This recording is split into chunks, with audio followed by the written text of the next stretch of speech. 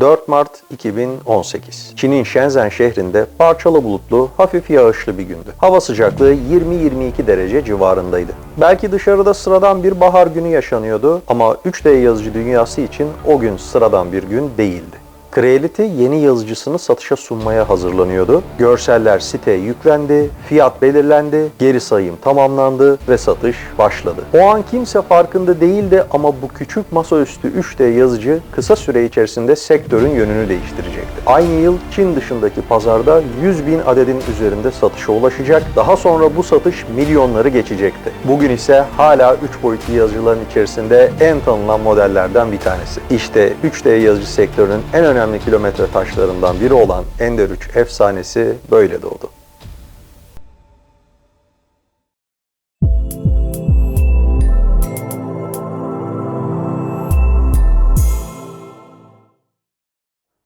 Aradan yıllar geçti ancak Ender 3 serisi Creality'nin hala en önem verdiği seriler arasında yer alıyor. Bugün de Ender 3 versiyon 4 modelini inceleyeceğiz. Açıkçası benim en çok merak ettiğim modellerden bir tanesiydi. Özellikle de tasarımı. Diğer özellikleri, teknik özellikleri de güzel ama tasarımı diğer yazıcılarla mukayese edildiğinde kesinlikle sıra dışı. Lafı uzatmıyorum. Önce hemen bir tasarımına bakalım. Teknik özelliklerini inceleyelim. Ardından aldığım baskılarla devam edeceğiz. Ender 3 versiyon 4'ün şimdiye kadarki Creality yazıcılar içerisinde en şık görünen yazıcı olduğunu söyleyebilirim. Artık dikey profiller yok. Onun yerine tek parça halinde üretilmiş, yazıcıyı gerçekten bir teknoloji ürünü gibi gösteren kendine özgü sertleştirilmiş alüminyumdan oluşan bu gövde gelmiş. Creality burada sadece bir görsel oluşturmayı değil, bu tasarımla titreşim etkilerini de en aza indirmek istediğini belirtmiş. Alt kısımda plastik malzeme kullanılmış. Malzeme kalitesi olarak güzel bir hissiyatı ve görünüşü var. Kıvrımlı köşeleriyle de toplam tasarım bütünlüğünü korumuş. Sağ alt köşede 2.8 inçlik renkli dokunmatik bir ekranı bulunuyor. Konumu ve tasarımı yine güzel, arayüzde kullanışlı. Ancak elleriniz biraz büyükse menüde bazı yerleri kullanırken belki biraz zorlanabilirsiniz. Yapı plakası olarak yay çeliği peyi kaplama esnek bir tablo kullanılmış. Bu baskı plakası üzerinde eni ve derinliği 220, yüksekliği ise 235 mm'ye kadar olan baskılar alabiliyoruz. Tabla hareketi ise çelik milli kılavuz raylar üzerinde gerçekleşiyor. Seviyeleme otomatik olarak yapılıyor. Nozül tabla üzerinde birçok noktaya temas ederek basınca duyarlı sistem o noktalarda hangi yükseklikte olması gerektiğini ayarlıyor ve kusursuz bir ilk katman için kullanıcıya kolaylık sağlıyor. Baskı kafasında çift dişli doğrudan tahrikli bir ekstrüder bulunuyor. Kullanılan nozül ise Creality'nin Quick Swap diye adlandırdığı titanyum, bakır ve sertleştirilmiş çelik malzemelerin bir arada kullanıldığı bir nozül çeşidi. Creality burada Quick Swap isminin hakkını tam anlamıyla vermiş. Nozül değişimi saniyeler içerisinde çok kolay bir şekilde yapılabiliyor. Baskı kafası hareketini X ekseninde çelik doğrusal ray üzerinde gerçekleştiriyor. Z ekseninde ise ilk defa gördüğüm bir kombinasyon var. Gövdenin sağ ve sol yanındaki trapez vidalı millerin yanına baskı tablasında olduğu gibi çelik milli kılavuz ray sistemi konulmuş. Ender 3 versiyon 4'e CFS entegre edilebiliyor. CFS'yi isterseniz renkli baskı almak için kullanabiliyor ya da bir filament bittiğinde diğer slottaki filament ile baskıya kesintisiz devam etmesini sağlayabiliyorsunuz. Ayrıca eğer ihtiyaç varsa yazıcıya 4 adet CFS'yi aynı anda bağlayabiliyor ve 16 adede kadar filamenti aynı baskıda kullanabiliyorsunuz. Versiyon 4 kablosuz bağlantı özelliğine sahip. Creality Print üzerinden dilimlediğiniz dosyaları uzaktan yazıcıya gönderebilir ve baskı durumunu entegre kamerası sayesinde kontrol edebilirsiniz. Bu takibi aynı zamanda cep telefonunuz ya da tabletinizden Creality Cloud uygulaması aracılığıyla da gerçekleştirebilirsiniz. Yazıcıda çok güzel özellikler var. Hem tasarım hem de kullanım kolaylığı anlamında birçok yenilik getirilmiş. Sadece bunların içerisinde CFS'nin aynı olduğunu söyleyebiliriz. Bundan önceki renkli baskı alma kabiliyetine sahip Creality yazıcılarda kullanılan aynı sistem. Bu değişiklikler yazıcının kullanımına ne seviyede etki etmiş, baskı kalitesi hangi seviyede, bunların şimdi hepsini tek tek göreceğiz. Ben Ender 3 versiyon 4 ile bu video dahil olmak üzere toplam 2 proje yaptım. Bunlardan bir tanesinde ucuz filamentlerle pahalı filamentleri birçok açıdan karşılaştırıp farklarına baktım. Ucuz filament kötü filament mi? Yoksa pahalı filament almaya gerçekten değer mi gibi soruların cevabını aradım. Eğer o videoyu izlemediyseniz yukarıdaki etiketten veya açıklama bölümündeki linkten videoya ulaşabilirsiniz. Bu ilk videoda 8 kilograma yakın filament kullandım. Şimdi o video içerisinde aldığım baskıların bazılarına bir göz atalım. Klasik test modellerinden bir tanesi Benchy teknesi. Modellerin her birinden 8'er adet baskı almıştım. Çünkü hem Creality tarafında hem de diğer markalar tarafında 4 farklı fiyat segmentindeki filamentleri burada karşılaştırmıştım. Size şimdi gösterdiğim modeller ise Creality Hyper PLA ile alınan baskılar. Bu test modelinde en ufak bir problemle karşılaşmadım. Yüzey kalitesi gayet güzeldi. Yazıcının içerisinde hazır G-Code dosyası olarak paylaşılmış bir modeli şu anda görüyorsunuz. Baskıları tabladan ayırmak için kullanılabilecek bir spatula. Üstünde dairesel bir bitiş olduğundan dolayı katman izleri doğal olarak belirgin. Diğer taraflarda ise baskı tamamıyla kusursuz. Benim artık standart haline getirdiğim bir tane ejderha modeli var. Güzel bir test baskısı olduğunu düşündüğüm için artık bütün inceleme videolarımda bu modelin baskısını mutlaka alıyorum. Bu modeli destek olmadan bastığım için ne kadar sarkma olup olmadığını gözlemleyebiliyorum. Girintili çıkıntılı yerlerde herhangi bir titreşim etkisi oluşmuş mu ya da sivri uçlarda ipliklenme oluyor mu gibi olası problemleri gözlemliyorum. Bazı noktalarda destek olmamasından kaynaklı doğal kabul ettiğim sarkmalar haricinde model üzerinde herhangi bir problemle karşılaşmadım. Bu arada bu baskının yüksekliği 235 mm.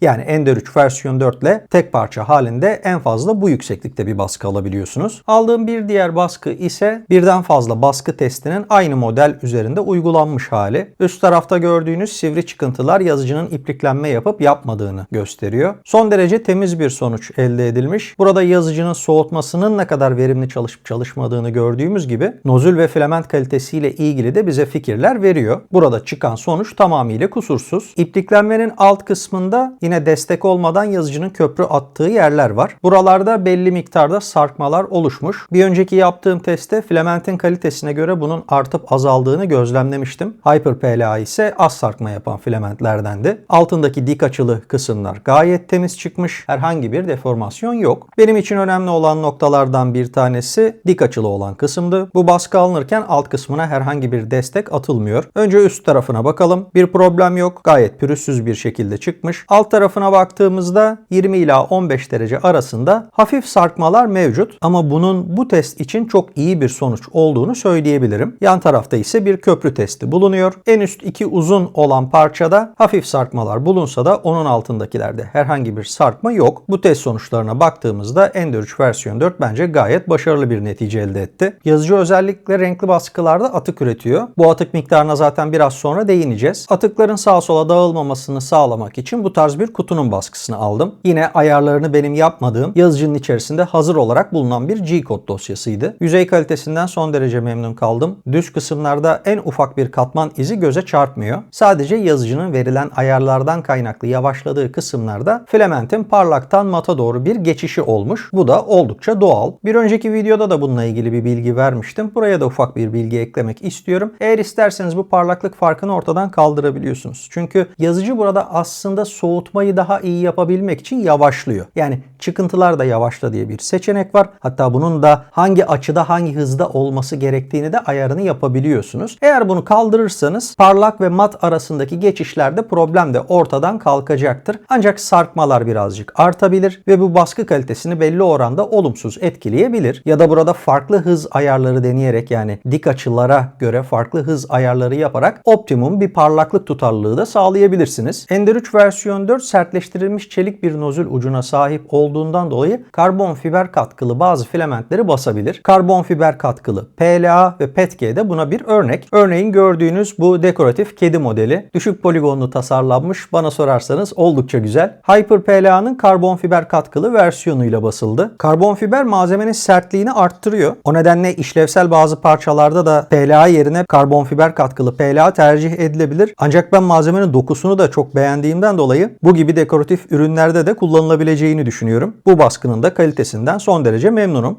İki tane daha baskı var. Bunlar aydınlatma ayakları. Yine mor renkli olan karbon fiber katkılı PLA ile, yeşil renkli olan ise karbon fiber katkılı PETG ile basıldı. Yakından şu anda size katman izlerini de göstereceğim. Bence her ikisi de oldukça güzel basılmış. Aydınlatmanın üst tarafında gördüğünüz kısımlar ise vazo modunda basıldı ve bunların her ikisi de PETG malzeme. Renk uyumuna çok takılmayın. Elimdeki malzemelerin renkleri böyle olduğu için bu tarz seçimler yaptım ama belki daha uyumlu renklerle bu dekoratif ürünler daha iyi bir şekilde üretilebilirdi. Ancak yine de çıkan sonuçtan gayet memnunum. Gerek karbon fiber katkılı PLA ve PETG ile gerekse PETG ile alınan baskılar oldukça güzel. Evet, ne yapalım şimdi? Renkli baskıları sona bırakayım istiyorum. Şöyle renksiz baskıları ve diğer malzemeleri önce bir bitirelim. Çünkü daha sonrasında hem renkli baskıları zaten kalite açısından değerlendireceğiz. Burada önemli bilgiler vereceğim. Kıyaslamamı isteyeceğinizi tahmin ettiğim yazıcılarla kısaca bir mukayese de elbette yapacağım. O yüzden şöyle ABS ve TPU ile aldığım baskılara bakalım istiyorum. Gördüğünüz baskı bence yazın çok kullanılabilecek tarzda ve TPU ile basılmaya uygun olan bir baskı çeşidi. Kapılarda ya da pencerelerde stoper olarak bunu kullanabiliyorsunuz. Özellikle kapıları, pencereleri böyle evde karşılıklı olarak açtığınızda ciddi bir hava akımı oluyor. Kapı, pencereler çarpabiliyor. O yüzden hem pencereye hem kapıya zarar vermeyecek, aynı zamanda kapının, pencerenin kaymasını da engelleyebilecek TPU ile basılmış bir baskı. Yüzey kalitesi son derece başarılı. Adeta PLA ile alınmış kadar güzel görünüyor. Bu 95A sertliğinde bir TPU malzeme ve CFS kullanmadan basılıyor. Çünkü CFS'den faydalanarak TPU basamıyorsunuz. Özel bazı filament çeşitleri var ya da 68D gibi çok sert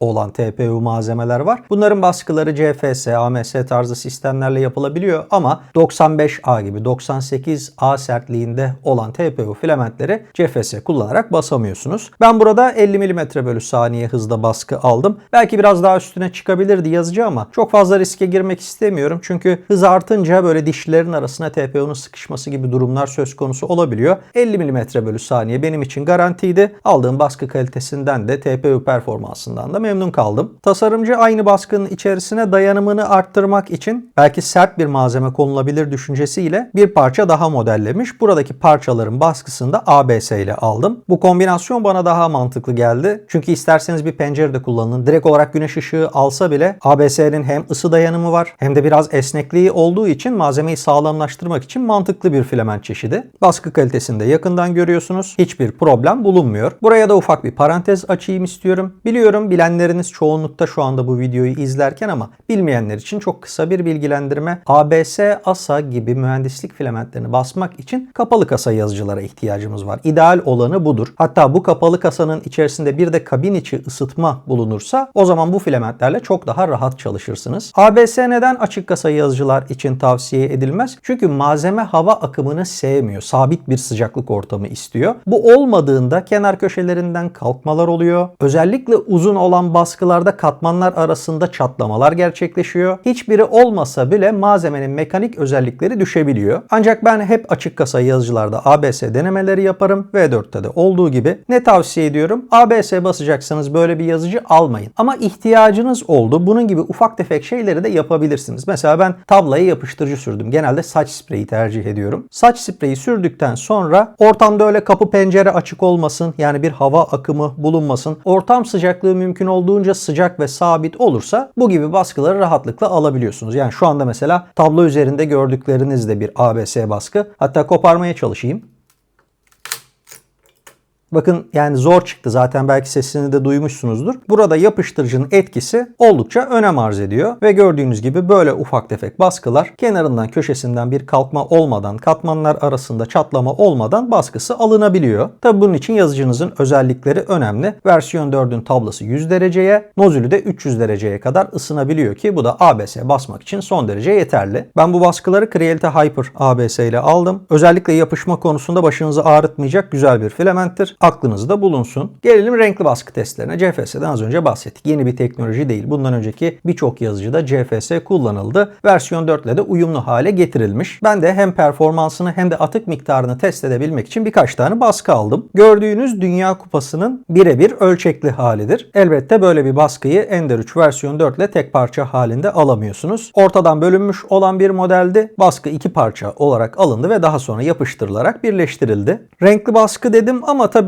çok fazla renk değişimi üzerinde yok. Alt kısımdaki altın sarısı ve yeşil renk arasında sadece geçişler bulunuyor. Geri kalan yerler ise sadece tek renkten oluşuyor. Yüzey kalitesinden gayet memnunum. Üzerinde en ufak bir kusur yok. Katman izlerinin belli olmadığı, tamamıyla kusursuz bir baskı olduğunu söyleyebilirim. Bazı noktalarında açık renkten koyuya doğru geçişler göreceksiniz. Özellikle orta noktasında ve tam dünyanın bitim kısımlarında birazcık koyuluk bulunuyor. Bunun sebebi modelin iç kısmında kullandığım kullandığım dolgu çeşidi. Dilimleme yazılımında yıldırım denilen bir dolgu var ve bu dolgu çeşidi sayesinde aslında dolguya ihtiyaç duyulmayan yerlerde malzeme içi boş olarak üretilmeye başlıyor. Üstünün kapanacağı kısımlara geldiğinde ise adeta bir yıldırım gibi yavaş yavaş çoğalarak en üst noktanın düzgün bir şekilde kapatılmasını sağlıyor. Bunu da modelin orta noktası ve üst kısmında kullandım. Bu bana ne kazandırdı? Bir defa baskı süresi kısaldı ve daha az filamentle aynı nesneyi oluşturabildim. Dezavantajı ise gördüğünüz gibi bu gibi açık renkli filamentlerle baskı aldığınızda koyulu açıklı kısımlar oluşabiliyor. Ama ben özellikle dekoratif olarak kullanacağım nesnelerde bu dolguyu kullanmayı tercih ediyorum. Ben bu videoyu çekerken Dünya Kupası'nda şu anda son 32 maçları oynanıyor. Oldukça güzel müsabakalar var. Fırsat buldukça ben de izlemeye çalışıyorum. Fransa çok iyi. Arjantin ve İspanya fena değil. Sürprizler de olmuyor değil. Almanya mesela dün Paraguay'a elendi. Bence Dünya Kupası'nın en büyük sürprizlerinden bir tanesiydi. Şöyle ben de Dünya Kupası konsepti üzerinden gittim. 2 tane futbolcu kartı baskısı aldım. Buraya kadar gelmişken klasik soruyu da sormadan olmaz herhalde. Ronaldo mu, Messi mi? Ben de yorumlara yazacağım hangi futbolcuyu daha çok beğendiğimi. Yorumlarda bu konu hakkında da biraz konuşalım istiyorum. Hueforge denilen teknikle yapılmış 2 baskıyı görüyorsunuz. Tasarımcısı bunun gibi daha birçok futbolcu kartı yapmış. Eğer renkli baskı alabilen bir yazıcınız varsa belki baskısını almak isterseniz açıklama bölümünde linkini paylaşacağım. 2 baskı da son derece başarılı. Hueforge'da en önemli olan nokta nozül izlerinin çok fazla olmamasıdır ki bu 2 baskı da oldukça pürüzsüz çıkmış. Tek nozüle sahip renkli baskı alan yazıcıların en büyük problemlerinden bir tanesi de atık. Ben de o nedenle benzer sisteme sahip yazıcılarla karşılaştığımda sürekli aynı test baskısını alıyor ve bundan önce incelediğim yazıcılarla birbiriyle mukayese ediyorum. O nedenle gördüğünüz bu Ninja Kaplumbağa baskısını bir defa daha aldım. Önce baskı kalitesine bakalım. Yüzey kalitesi bundan önceki baskılardan farksız. Neredeyse üzerinde hiçbir kusur bulunmuyor. Renk geçişi çok fazla olan bir model. O yüzden bize bu konuda da iyi bir fikir veriyor. Üzerinde çok küçük detaylarda geniş bölgelerde bulunmasına rağmen renk geçişlerinde en ufak bir problemle karşılaşmadım. CFS zaten güzel çalışan bir sistemde. Artık yeni çıkan yazıcılarıyla beraber de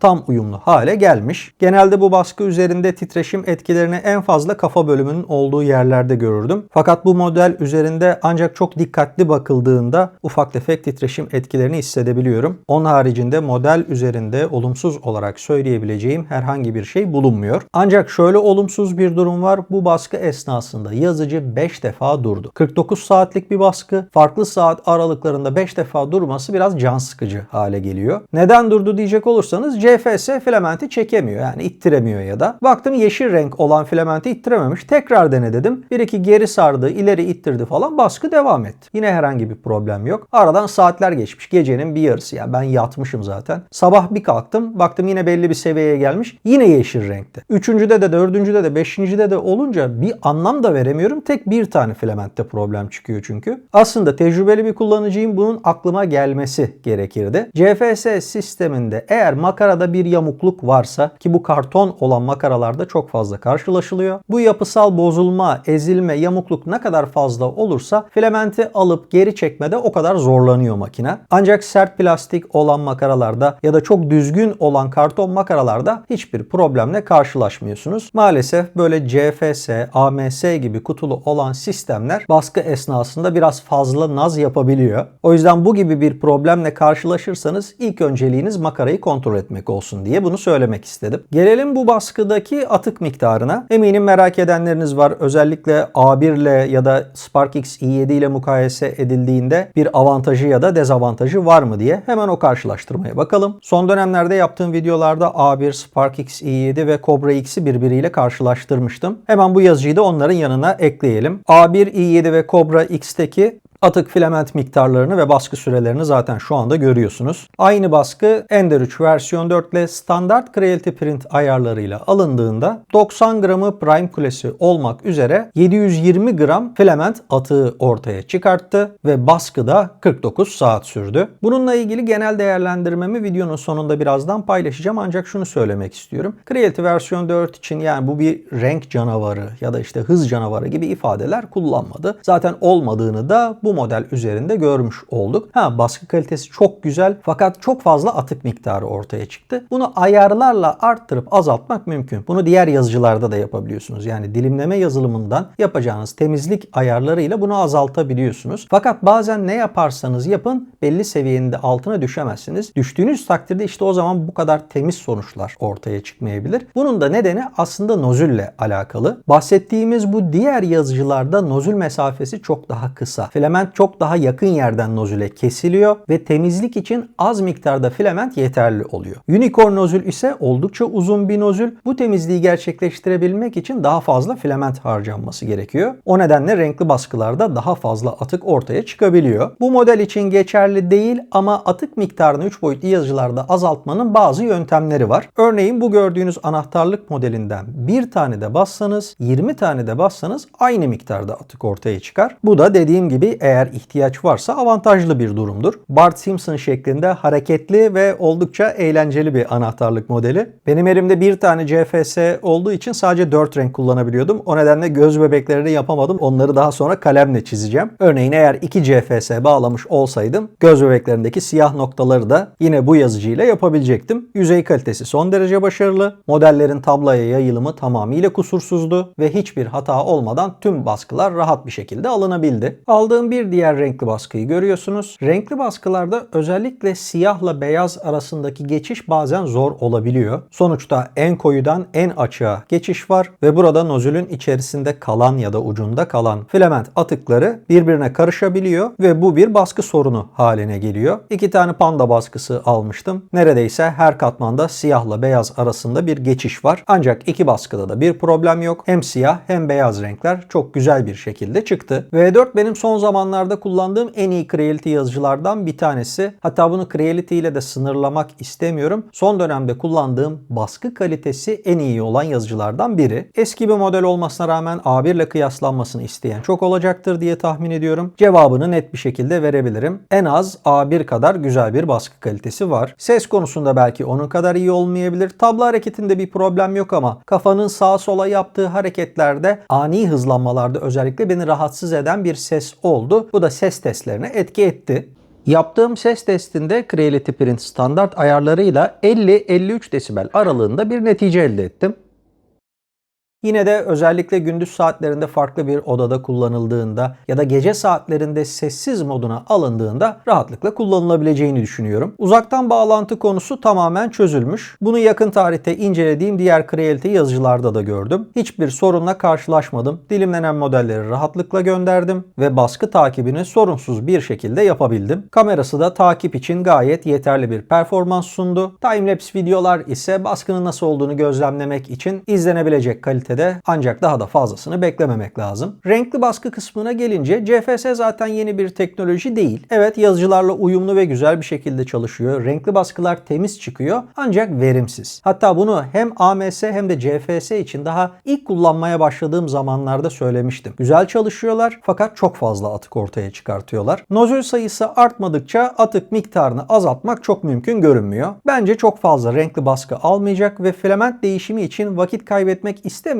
kişiler için tercih edilebilir. Eğer ihtiyaç yoksa CFS olmayan düz bir versiyonda alınabilir. Baskı alanı ihtiyacı elbette kişiden kişiye değişiyor. 220 mm'lik baskı alanını ilk duyduğumda bana da bir küçük geldi. Fakat daha sonra yaptığım test baskılarında gayet yeterli olduğunu fark ettim. Dediğim gibi ihtiyaca göre değişir ama evinde ya da ofisinde 3 boyutlu yazıcıya çok büyük bir alan ayırmak istemeyen kişilerin de az olmadığını biliyorum. O nedenle daha kompakt bir yazıcı isteyen kişilerin de taleplerini karşılayacaktır. Biraz eskiye gideceğim ama tablo seviyeleme CR6SE'den bu yana Creality'nin yaptığı en iyi otomatik seviyeleme diyebilirim. Otomatik seviyelemeyi ilk getiren efsane bir cihazdır CR6SE. Kullanıcılarını pek üzmez. Ben tabloyu tamamen kaplayan baskılarda hiç problem yaşamadım. Sonrasında elbette bir ilk katman testi de gerçekleştirdim ve yazıcı beni yanıltmadı. Neredeyse kusursuz diyebileceğim bir sonuç elde ettim. Cihazda nozül değişimi çok kolay. Hatta şu anda piyasadaki yazıcılar içerisinde bundan daha rahat nozül değişimi yapabileceğiniz bir yazıcı olduğunu sanmıyorum. Evet, birçok yazıcı artık bunu pratik haline getirdi. Mesela A1'de de öyleydi. İşte bir klipsi çıkartıyorsunuz ama orada Hotend ile beraber geliyordu. SparkX i7'de benzer şekilde Cobra X'te işte Hotend'in kapağı böyle açılıyor, nozülü öne doğru çekiyorsunuz falan. Hepsi kolay ama bu çok çok daha kolay ve nozülün Hotend'den bağımsız olması maliyetini de düşürüyor. O açıdan gördüğüm en iyi sistemlerden bir tanesi. Hani bundan sonraki yazıcılarında da bu gibi sistemler kullanmaya devam eder diye düşünüyorum Creality. Bana göre önce PLA, PETG, daha sonra karbon fiber katkılı PLA, PETG hatta TPU kullanmak isteyen kişiler için gayet ideal bir yazıcı. Bazen duyuyorum beyefendiler hanımları ikna etmekte zorlanıyor 3 boyutlu yazıcıyı eve alabilmek için. Bence hanımlara şu yazıcıyı bir gösterin, tasarımını bir görsün, ebatlarını söyleyin, ikna etmenizi kolaylaştırır diye düşünüyorum. Yine evine yazıcı almak isteyen hanımefendiler de şu söylediklerimin üstüne yazıcının ne kadar şık ve kibar durduğunu gördüğünde karar vermekte çok güçlük çekmeyecektir. Açıkçası ben ikna oldum çünkü uzun zamandır bir yazıcıyı bu kadar uzun süre test etmemiştim. Tabii ilk projenin de bunda etkisi var çünkü 8 kilograma yakın filament harcadım ve yazıcı ile ilgili fikirler kafamda tam olarak oturdu. Baskı kalitesinden çok memnun kaldım ve bu süreç esnasında beni hiç üzmedi. Evet, benim yazıcı hakkında söyleyeceklerim bu kadar. Umarım sizin için faydalı bir video olmuş ve size bir fikir verebilmişimdir. Bu yazıcı hakkındaki yorumlarınızı ve varsa sorularınızı bekliyorum. Hepsini cevaplamaktan memnuniyet duyarım. Yazıcınız sorunsuz, baskılarınız kusursuz olsun. Bir sonraki videoda görüşmek üzere. Hoşça kalın.